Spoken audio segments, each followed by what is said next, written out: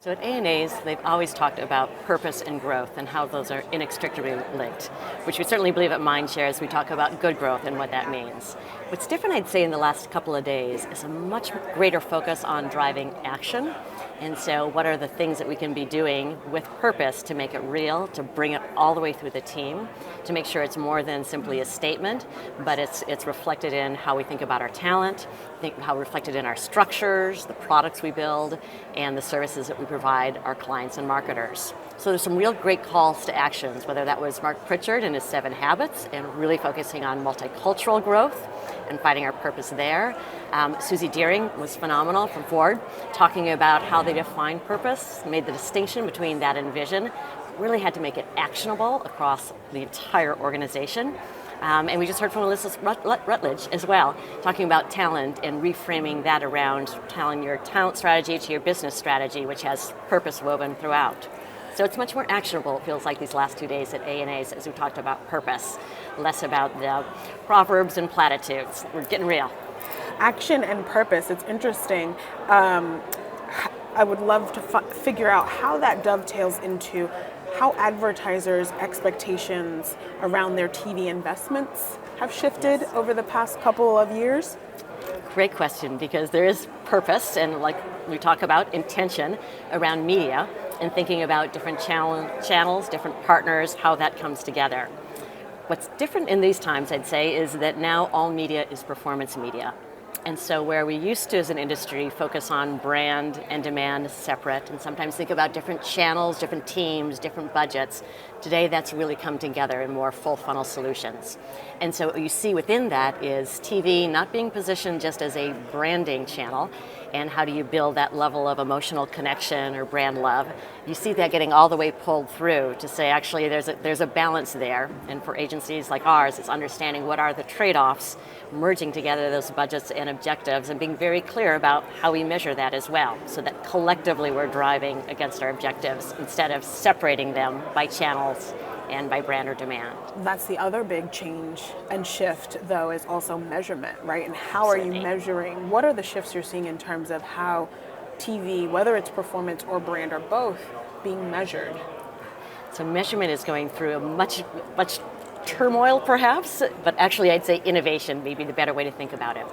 This notion of let's not rely just on single, simple metrics, but start to deliver a roadmap that says what are the KPIs we're measuring against, what are the ways to measure and test into some other alternative solutions, and bring this together as an entire test and learn roadmap for our clients that looks holistically at what we call outcomes. So one thing we're doing at Mindshare is we develop an outcomes framework, so we be very specific about the KPIs we're trying to achieve, what are the right channels and opportunities to test our way against that, and then how do we start to bring that together to make sure all of that is in pursuit of driving their sales, not only brand metrics. And TV plays a part of that. The more data that you append to TV, the more we're leaning into addressable media, addressable TV, CTV, and more. Now we can be more precise, reduce waste, and also really understand how that is performing.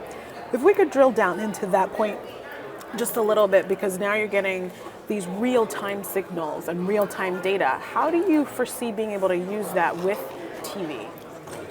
So what we're working on is trying to really understand what are the separation of signal from the noise. So making sure that we're acting on the right signals, and that again comes back to our learning roadmap to understand what are the signals that we can then extrapolate and say that will actually drive a certain action.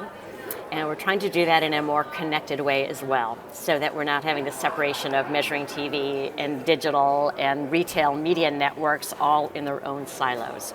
And I think more and more, that was also something you heard here at the ANA's, the focus on retail media networks, how they are growing their share, and how that's even more important now to bridge the customer and the trade teams or budgets together to really understand that the impact you're driving from brand all the way to in-store or e-com sales. So to bring it back full circle, we talked about purpose and data and technology and signals. Where's the creativity in the mix of that? Is creative still king or queen? Creativity is still killer. It has to be part of the story. It has to be part of how we're driving to that level of success. And you did hear some of that at the ANA's as well today, when talking about the role that creative plays informed by data, So now enriched by not only more signals, but hopefully more thinking about what we're seeing in campaign performance that we can learn from and bring back into the next opportunity to connect with those consumers. Much more talk about experiences again, which is great because that has been sidelined a bit as the amplification around data and tech has taken maybe all the oxygen out of the room in the last few years. Creating more balance and talking to people as humans. Talk about storytelling, emotional resonance, but data plays a role in that and sending some of those signals for us to understand what we should be creating and in what sequence. More important than ever, but more informed by data than ever as well.